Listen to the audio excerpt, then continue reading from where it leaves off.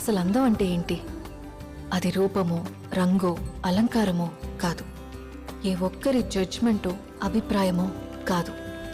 ఒక కవి వర్ణనో, చిత్రకారుడి బొమ్మో కాదు. మరేంటది? అందమంటే గుణం.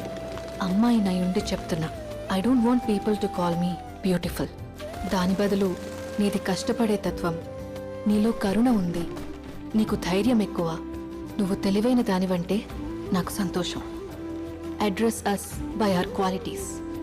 ఎంఎస్ సుబ్బలక్ష్మి అంటే భక్తి, అందం కాదు. మదర్ తెరెసా అంటే కరుణ, అందం కాదు. ఐన్ ర్యాండ్ అంటే తత్వం, అందం కాదు. సరస్వతి అంటే విద్య, దుర్గా అంటే ధైర్యం, గౌరీ అంటే తపస్సు, లక్ష్మి అంటే శుభం. ఇలా ఏ దేవతనైనా ఆమె క్వాలిటీస్ కోసమే పూజిస్తారు, ఆమె అందం కోసం కాదు. నీ గుణాలే నీ సంతకమవుతాయి, నీ అందం కాదు.